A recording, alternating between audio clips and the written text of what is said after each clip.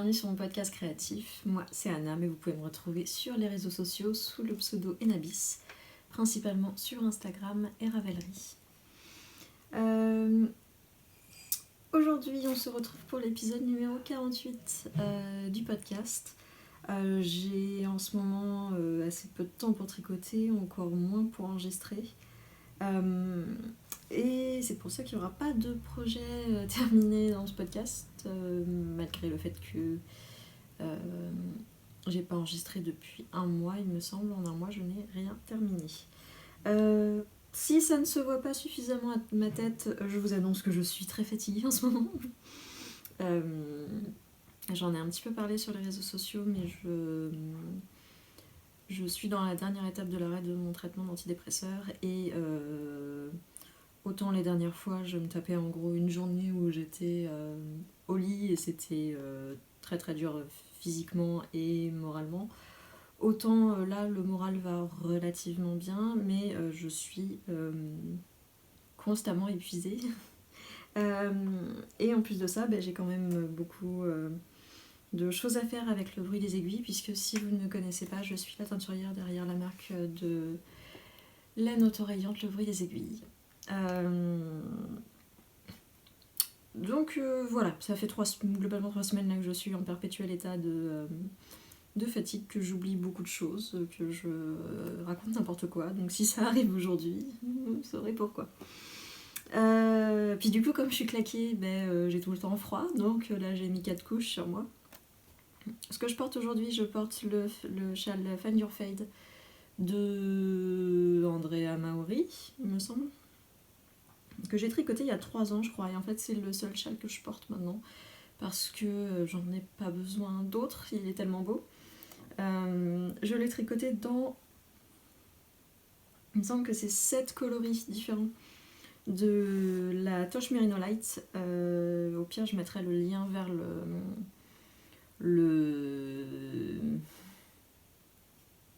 la fiche projet sur Ravelry pour que vous ayez le nom de tous les coloris, parce que je les oublie, il y en a quand même beaucoup. Et je porte le gilet Like a Cloud que je porte tout le temps en ce moment parce qu'il est, c'est un gilet doudou, il est chaud, il est confortable et il est bien. Donc le Like a Cloud de Rory Locatelli que j'ai tricoté dans... j'ai pas noté donc je fais ça de tête. La Drops, c'est la Kit Silk ou la Mohair Silk, je ne sais plus, dans le coloris gris. Et l'autre fil, c'est la qualité noble de Holzgarn et le coloris c'est Flint. Un modèle que je recommande à chaque fois.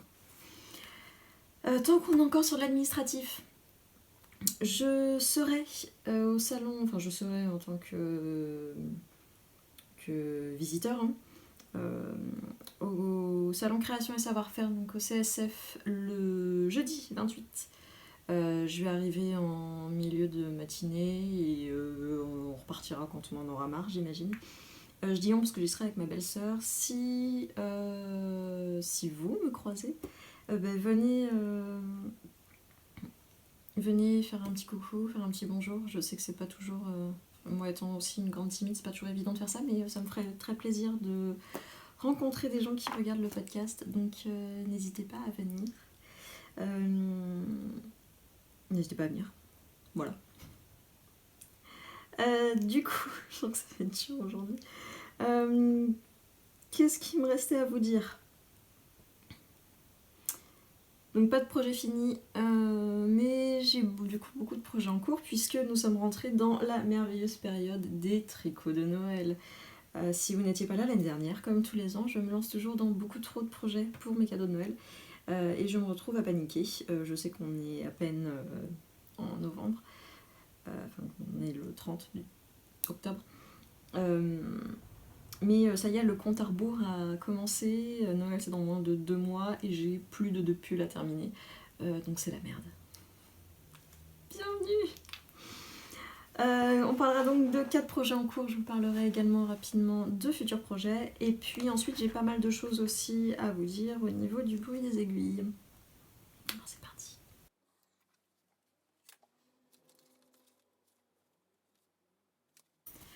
pour ce qui est de mon premier projet en cours et celui qui a le plus avancé, il s'agit de mon Sirius de Camélia Vade. Il me semble que je vous avais montré les laines la dernière fois, mais que je ne l'avais pas monté. Eh bien, sachez que je n'ai pas rien fait puisque j'ai fait tout un corps et je viens d'attaquer les côtes des premières manches. Alors j'ai fait tout un corps presque parce qu'en fait j'ai pas tout à fait terminé les côtes dans le bas du corps parce que en fait j'arrivais à la fin de ma bobine et je me suis dit, de ma pelote, et je me suis dit je vais faire les manches et puis je vais voir pour la longueur du corps parce que j'étais pas encore très bien décidée de combien je voulais les faire. Si vous avez un œil expert, vous allez vous dire c'est complètement chier sur son jacquard. Non, c'est parce que je vais sticker ce magnifique pull. C'est mon premier stick, j'ai un petit peu peur. J'ai prévu de filmer tout le processus pour garder un souvenir si c'est un échec. Non, en vrai, je pars assez... j'ai des peluches partout. Je pars assez confiante parce que je pense que mon choix de laine est plutôt bon. D'ailleurs, j'ai même pas parlé de la laine. Je tricote en Ulysse de Dererum Natura dans les coloris goéland. Cyprès qui est ce bleu-vert. Doré, et ça c'est poivre blanc, point d'interrogation, je ne sais plus, j'ai pas noté.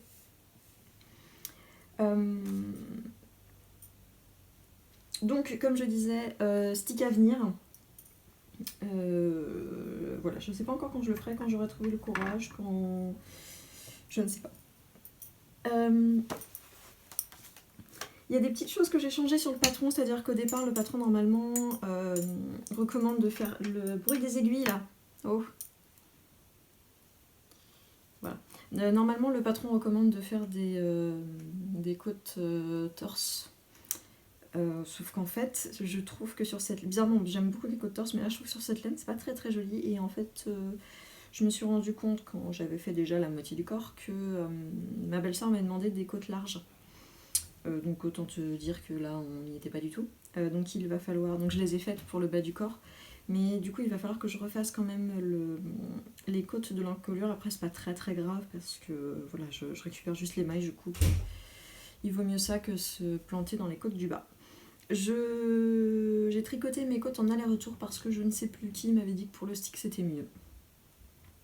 Voilà, j'ai des bribes comme ça de sagesse de stick qui me reviennent et que je mets en pratique. J'aime beaucoup. J'ai fait le jacquard en 3 fois rien de temps, ça allait très très vite. J'ai hâte de... J'ai hâte de le sticker, j'ai hâte de le terminer aussi. Je sais pas encore exactement quel type de bouton je vais mettre dessus. Pour rappel, c'est un cadeau de Noël pour ma belle-sœur qui a choisi le modèle, qui voulait que ce soit un gilet. Par contre, il m'a laissé le feu vert sur les couleurs. Donc du coup, j'ai très hâte de lui offrir pour savoir si les couleurs vont lui plaire. Je lui ai dit qu'au pire, si ça lui plaisait pas, moi je le garderai. Et donc, voilà. Il y a en fait, c'est un projet qui nécessite assez peu de métrage en coloris contrastants, ce qui fait que j'ai vachement de reste sur mes coloris contrastants et je pense que comme c'est des couleurs qui de fait vont bien ensemble, ça risque de finir en bonnet pour finir tout ça ou en fait ce qui m'embête, c'est de la Dererum Natura, donc c'est de la laine qui n'est pas super wash, sinon en fait j'aurais fait plein d'autres trucs assortis pour du coup ma nièce, la fille de ma belle-sœur. Ça aurait été adorable, mais bon, comme c'est encore une toute petite fille, il vaut mieux que tout ce qu'elle porte puisse passer à la machine. Donc je me retiens très très fort de pas lui faire des milliards de bonnets, des petites moufles et des machins dans ces couleurs-là. Je les ferai dans d'autres couleurs, c'est pas grave, en super wash. Mais ça risque de finir peut-être en bonnet pour moi, ou peut-être pour quelqu'un d'autre dans ma famille, je ne sais pas encore. Je vais déjà essayer de finir les projets que j'ai commencés avant d'en imaginer d'autres. Voilà pour le Sirius. Ensuite, évidemment, j'ai une paire de chaussettes que vous aviez déjà vues la semaine dernière. Non, si seulement, le mois dernier. Donc une paire de chaussettes à la vanille. J'ai terminé la première chaussette. Elles sont très grandes parce qu'elles sont pour mon frère. Je les tricote dans la fil 100, non, folk 100 de fil d'art. Et c'est un coloris inconnu, je pense que c'est un coloris qui a été discontinué, je n'arrive plus à retrouver le nom du coloris, mais de toute façon comme il est discontinué, ça vous aurait fait une belle jambe. En fait c'est vraiment le projet que, voilà, quand j'ai besoin d'un truc un peu portatif, j'embarque ça. Quand j'en ai marre de tricoter sur un projet, je ressors ça, je fais quelques rangs et puis je me rends compte que j'étais quand même, enfin que ça avançait quand même beaucoup plus avec des grosses aiguilles sur mes pulls que sur ça. Mais voilà, il me reste en soi vraiment pas grand chose, hein, puisque voilà, j'ai déjà fait plus de la moitié de la tige en coloris contrastant, il me restera ensuite les côtes. Elles seront donc bientôt terminées et c'est pas plus mal parce que j'ai d'autres chaussettes à tricoter pour Noël. Enfin pas pour Noël mais je vous expliquerai après. Le coloris contrastant, c'est la base héritage de Cascade Yarns dans le coloris bleu marine, bleu nuit, je ne sais jamais, un bleu foncé.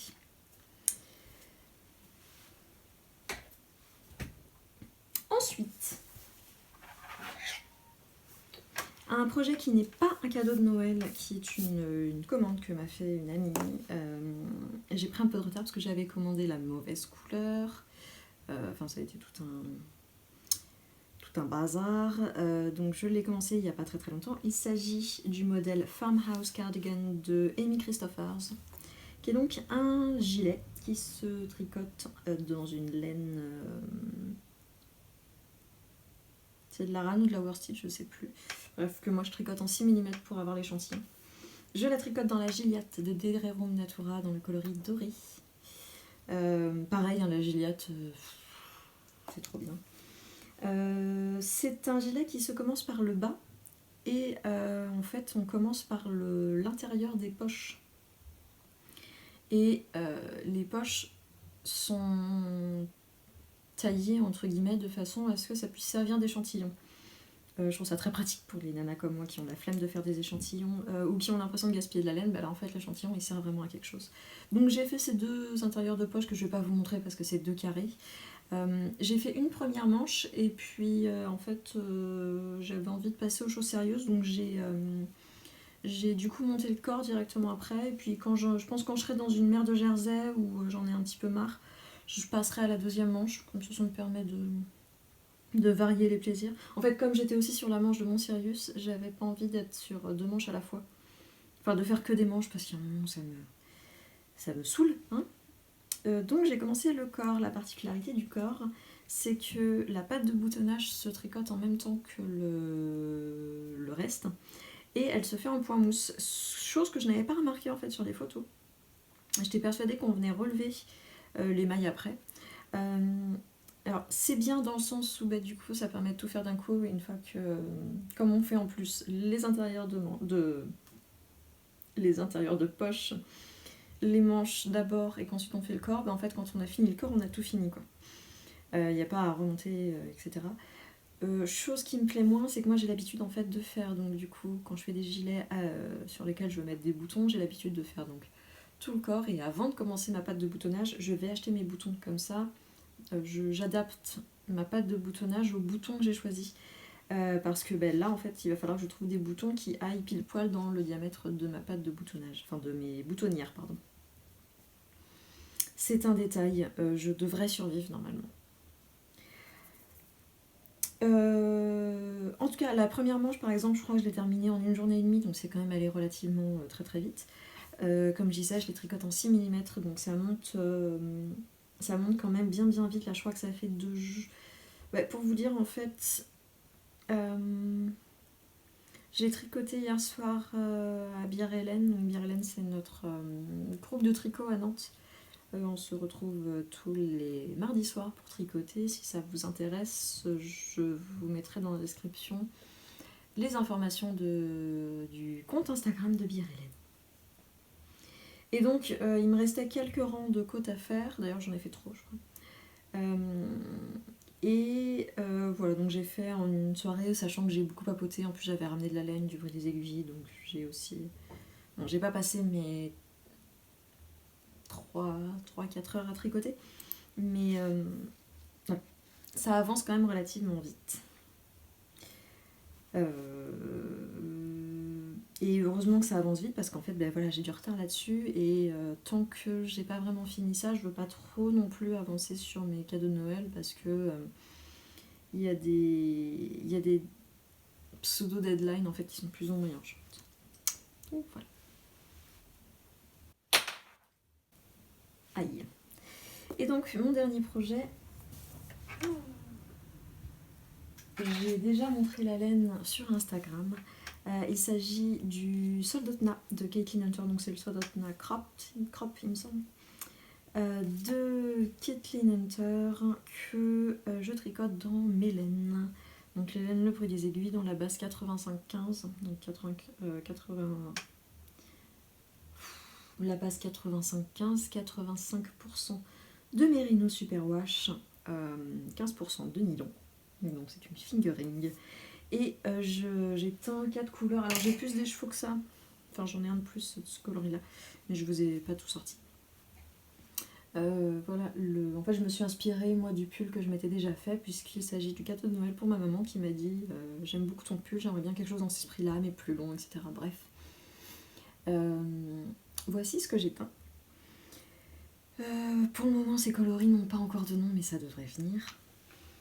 Et j'ai tricoté, en fait je me suis arrêtée juste avant le début du jacquard parce que je sais que si j'attaque le jacquard maintenant c'est mort, on ne décrochera plus ce projet là et comme je disais l'urgence pour le moment c'est le farmhouse puisque j'ai encore 2 mois pour terminer ce pull.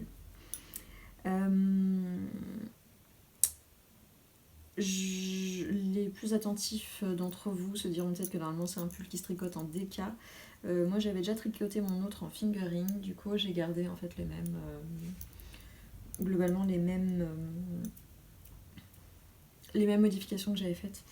C'est-à-dire que je tricote la taille 6, alors que normalement je devrais tricoter la taille 1, et je les tricote dans des 4 mm au lieu de je sais plus combien. Et donc comme ça j'obtiens... Bon, le col, ouais. Mon couleur est toujours un peu juste, mais bon, je sais que ça après, j'ai fait pourtant un montage élastique, ça se détend avec le temps. Voilà, j'ai vraiment hâte de pouvoir attaquer le jacquard, parce que j'ai plus un jacquard et ça me manque. Mais pour le moment, j'essaye de me restreindre. Vous voyez, j'ai même pas mis en pelote. J'ai même pas bobiné en fait mes autres écheveaux, parce que sinon c'est trop tentant. Et donc voilà pour ce qu'il y a de mes projets en cours. Je vous parlais de futurs projets, je vais avoir pas mal de chaussettes à venir puisque en fait pas mal de monde dans ma famille, donc notamment en fait mon frère est né en octobre, ma mère est née en novembre et ma belle-sœur est née en décembre. Ce qui fait que comme je tricote tous mes cadeaux, je peux pas tricoter un pull à la fois pour l'anniversaire et pour Noël, ce n'est pas possible, donc je fais des chaussettes pour les anniversaires. Et donc il me reste encore là 2 chaussettes à faire en plus de ce qui est cadeau de Noël, donc il va falloir encore que je m'active. La prochaine paire à venir, une fois que j'aurai terminé celle de mon frère, c'est une paire pour ma maman. Voilà. Maintenant on va passer à tout ce qui va être un petit peu le bruit des aiguilles, si c'est une section qui ne vous intéresse pas, ce que je comprendrai totalement. Je vous dis à l'épisode suivant et je vous souhaite une bonne journée. Pour les autres, je vais commencer malheureusement par une mauvaise nouvelle. Je suis dans l'obligation d'augmenter un peu les prix des écheveaux taurillons, puisque j'aimerais bien en fait pouvoir donner gratuitement de la laine à tout le monde, payer mon loyer avec de la laine, payer mes courses avec de la laine. Malheureusement, les gens ne sont pas encore prêts à ça. Les gens ont encore besoin d'argent. Donc, malheureusement, voilà, je vais devoir augmenter les prix. Cette augmentation, en fait, elle prendra effet à partir du réassort du 7 novembre. concrètement, qu'est-ce que ça veut dire? Ça veut dire que les écheveaux de 100 grammes autorayants coûteront 2 € de plus, donc passeront de 26 € à 28 €. Et les écheveaux de 50 grammes passeront de 15 à 16, donc 1 € d'augmentation. Ce sera également le cas pour les boulettes, c'est-à-dire que les boulettes passeront de 10 € à 11 €. Je fais ça pas de gaieté de cœur, j'ai réfléchi assez longtemps à cette décision, mais il y a un moment en fait, si je veux faire de la teinture mon métier, ce qui est le cas, ça peut pas être juste un passe-temps qui me ramène un petit peu d'argent de côté. Donc voilà, il fallait prendre cette décision et ça me plaît pas parce que j'aimerais pouvoir proposer de la laine abordable, mais pas non plus au détriment de ma liberté financière, on va dire. D'ailleurs, cette idée de proposer de la laine abordable, c'est aussi pour ça que je prends le temps aussi de faire des conditionnements en 50 grammes, de faire des boulettes, de faire voilà, des choses qui permettent de se faire un petit peu plaisir et d'avoir quelque chose qui financièrement est moins impactant qu'un écheveau de 100 grammes, mais avec lequel vous pouvez quand même faire des choses. Voilà. Donc comme je disais, ça prendra effet à partir du 7, hein, ce qui veut dire qu'il vous reste la vente de demain, du 31, et donc toute la semaine, tous les jours qui suivent jusqu'au 7 ensuite, pour acheter ce qui reste aux anciens prix, puisqu'à partir du 7, en fait, tout, même ce qui restera dans la boutique, augmentera de prix. Voilà. Également, tant qu'on est sur le sujet de l'argent, j'ai également ouvert une page Ko-fi.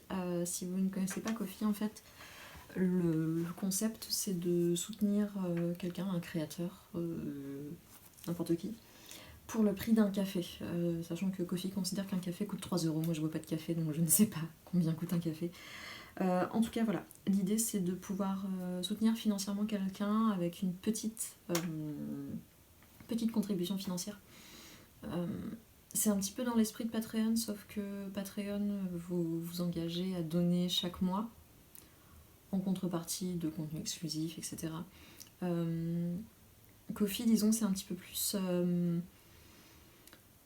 comment dire, ponctuel. Et donc là, pour ouvrir ma page, j'ai lancé en fait le financement de la construction d'un moulin à ordir. Je vous explique rapidement en fait. Moi, pour créer les rayures, j'utilise pour le moment un cadre d'ourdissage qui se trouve juste ici. Le problème, c'est qu'en fait, j'en passe des kilomètres de fil sur ce cadre et que comme le cadre est fixe, c'est moi qui fais tous les mouvements de bras, ce qui finit par être physiquement assez fatigant et ce qui prend en fait énormément de temps, puisque la laine, quand je la reçois, je la mets en cake d'abord, ensuite je la mets sur le cadre d'ourdissage, je la teins, puis elle revient sur le cadre d'ourdissage pour pouvoir être remise en écheveau après. Donc il y a beaucoup d'étapes, c'est pour ça aussi que la laine est à ce prix-là. Le but d'un moulin d'ourdissage, en fait, un moulin à ourdir, pardon, c'est le même concept que le cadre, sauf que cette fois-ci, c'est fixé sur un axe, ce qui fait qu'en fait, ça fait un moulin, ça tourne, quoi. Donc beaucoup moins de mouvement en fait de ma part. Je vais pouvoir gagner du temps au niveau du travail avant la teinture, mais également après, ce qui va me permettre de passer moins de temps à juste préparer la fibre et plus de temps à la teindre, plus de temps à imaginer de nouvelles couleurs, à apporter de nouvelles bases, etc. Un moulin à ordir professionnel, on va dire, ça coûte dans les 450 $ à peu près. Moi je le fais construire et donc en fait ces 100 € correspondent au prix des matières premières et à un petit... C'est mon frère qui va me le faire, mais je vais quand même lui faire un petit... lui payer un petit peu de son temps. Donc la page Ko-fi est en ligne. J'en parlerai un petit peu plus tard après pour ce qui ne concerne pas le bruit des aiguilles. Ça, c'était ce qui concernait les sous. Maintenant, on va passer aux bonnes nouvelles. La bonne nouvelle, c'est que je prépare, en fait, je fais beaucoup de choses dans les coulisses du bruit des aiguilles que vous ne voyez pas. Mais je prépare l'arrivée d'une nouvelle base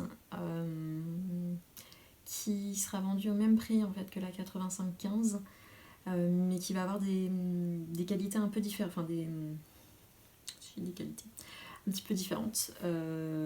J'ai très hâte. Enfin voilà, je l'ai donné à tester à plusieurs des copines de Bière Hélène qui ont déjà commencé leurs chaussettes.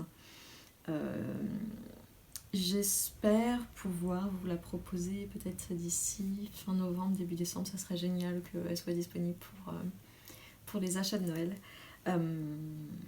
Donc voilà, et je travaille aussi sur des coloris unis. Donc comme vous le voyez, j'en ai fait ici pour le pull de ma mère. Je vais aussi en avoir qui vont arriver sur la boutique dans la vente de demain, et ça je vous en parlerai un peu plus tard. Du coup, pour la vente enfin, comme on arrive en fin de mois, ça veut dire nouveau mois, et qui dit nouveau mois dit nouvelle boulette. Si elles sont là. Je voulais vous montrer rapidement les boulettes qui vont être disponibles sur la boutique lors du réassort du 7 novembre. Sachant que j'ai plusieurs quantités à chaque fois et qu'il y en a d'autres qui peuvent arriver. Mais donc globalement, on va avoir ces coloris-là et également celui-ci. Donc si vous ne connaissez pas le concept de la boulette, les boulettes en fait ce sont mes erreurs de teinture. Parfois la teinture ne fait pas ce que je veux.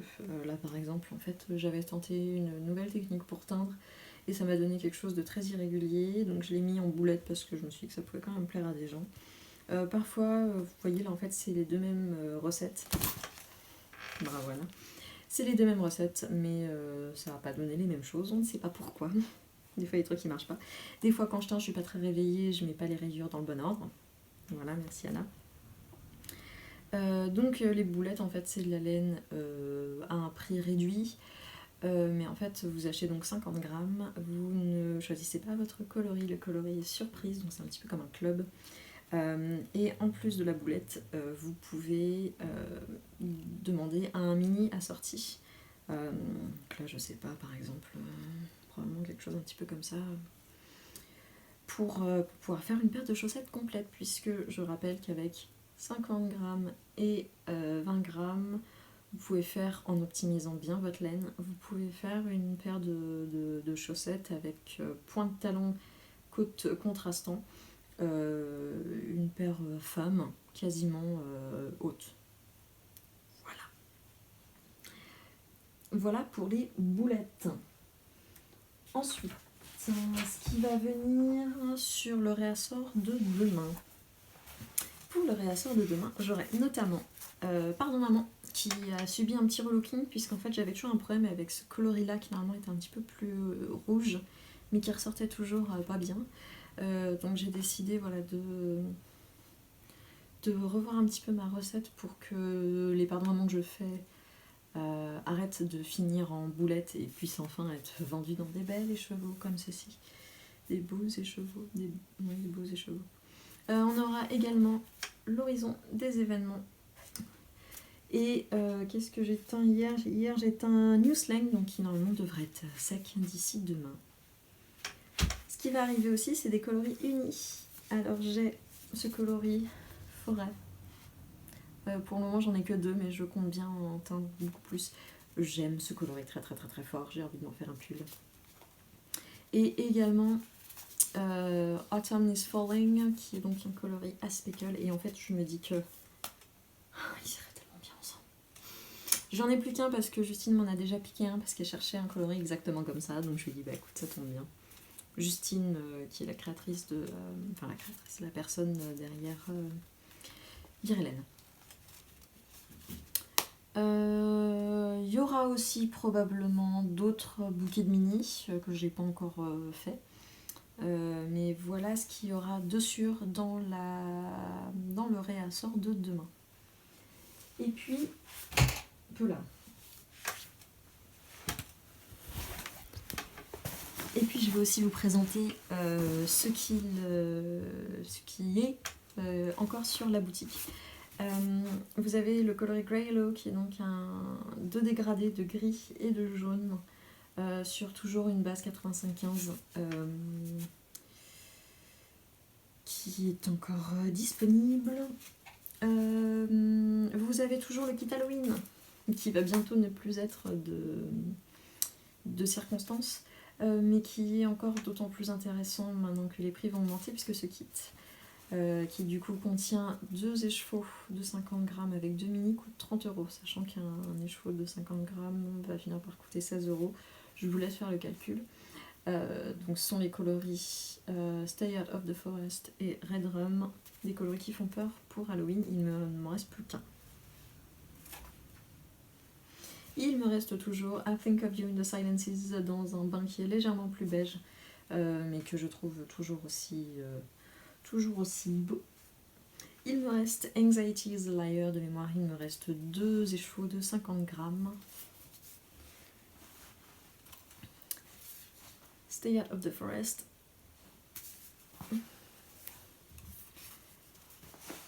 Murphy's Law.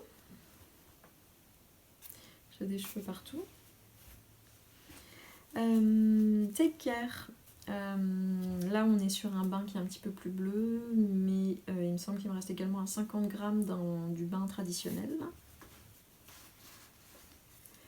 Never Not Knitting. Chaque seconde de chaque minute. Kay and the Tornado, qui est un nouveau coloris de quelques semaines déjà, mais... Toxic Masculinity Ruins the Party Again. Et il me reste un bouquet de mini, donc dans des tons bleus avec un espèce de corail rose assez puissant. Là vous avez 5 mini de 20 grammes, donc en fait ça vous fait un total de 100 grammes sur la base 85-15. Et donc là, j'ai réussi à faire une très belle pyramide sur mes pages de notes dont j'ai besoin maintenant, parce que je suis pas intelligente en ce moment. Ok. Voilà pour ce qui est de ce qui reste sur la boutique. Avant de se dire au revoir, je voulais refaire un petit point sur Ko-fi. Même si voilà, j'en ai parlé un petit peu avant. En fait, j'ai pris la décision de faire une page Ko-fi à la fois pour la marque de laine et à la fois pour le podcast, puisqu'en fait, je considère que le podcast c'est moi et la marque c'est moi aussi. Enfin, voilà, donc si vous souhaitez également soutenir le podcast, en fait, vous pouvez le faire via cette page-là.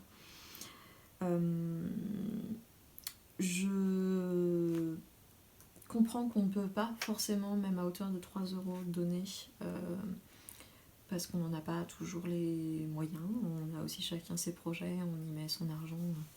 Voilà, mais si vous souhaitez en fait soutenir ce que je fais, que ce soit le bruit des aiguilles, que ce soit le podcast, que ce soit le compte Instagram, il y a plein de façons en fait de faire ça.